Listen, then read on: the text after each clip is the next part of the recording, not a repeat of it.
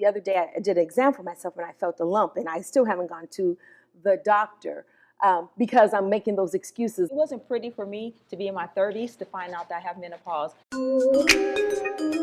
When I think about birth control, I thought about the pill, the IUD, the Nuvo ring. In my own mind, I never thought about condoms as birth control for women. Sex. That's cardio. You get a partner to last 30 minutes. I'm going to talk about menopause because, frankly, it's something that most people aren't talking about at all. My hormones were raging and I just felt completely out of balance. But now that I've gone through menopause, finally my body's at peace. I was younger, and still to this day, I try and just, power through. And I think women do that a lot rather than, we listen to our bodies, but we're trained to tolerate so much pain, whether it's through our hormones and menstrual cycles. And we think, oh, it's just another pain. I'll get through this. Oh, it's a headache. And we don't necessarily always listen to the signs that we need to be listening to. So many times when we get urgency, frequency, and we blow it off, oh, I'm tough. I'm a woman. I can survive that. I really feel that I'm the patient. So for the people in my generation who one day is A and the next day you don't know your parent, what can you do to help us with those stressful moments? What could I have done to be prepared? Because I'm so not prepared and I'm really stressed and it's really difficult.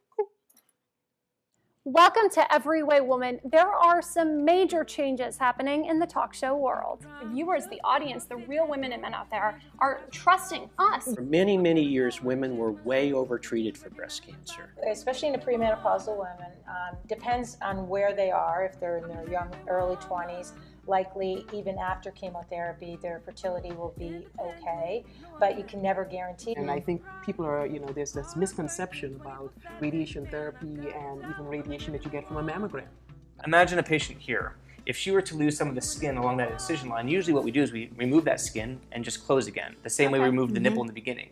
It depends on how extensive it is, but the bottom line is most people do really well. Most people aren't going to lose skin. But we sometimes make the men really happy because the wife at 45 or 50, the breasts have lost their shape, do a lumpectomy, big growth breast, and they can't keep their tops on. We're trying to give or create segments where people know what questions to ask. What's your question? Why isn't there more information on the severe side effects of cancer treatment? Many of us in the medical oncology community know that in the last 15 years, we've seen a big breakthrough in nausea, very potent nausea medicines that enable us to really control nausea almost 100%. Is there a better time for me to check my breasts? Good point. Menstruating women should do it 5 to 10 days after the onset of their period. That's when the breast is least bumpy. Most menstruating women do it a few days before their period when they're very tender, and then they're full of lumps. It's almost impossible at that time. Once you know the normal and you do it regularly and you have this mental image of the breast, if something grows in there, you would detect a subtle change before I could. Let's just talk about the thing most of us women don't love, our menstrual cycles. For example, many of the women in our residency, in medical school, we stopped having periods because we were so stressed. So we were all in the same. So who did you guys go see? Yeah, exactly. We all know once we hit 20, we should start. Let's just make a 1-inch circle. Close your eyes.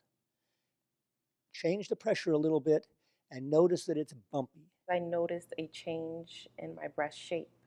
I was getting ready for work one morning and I felt a lump in my left breast. I was shopping at Nordstrom's and I found a lump.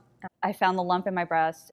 What went through your head though? I mean, knowing you're a doctor and you do this for a living and you get that, you have breast cancer. To be 100% honest, initially I denied it. I found our segments really useful for me being single, somebody that never really looked into going to the doctor when I was younger.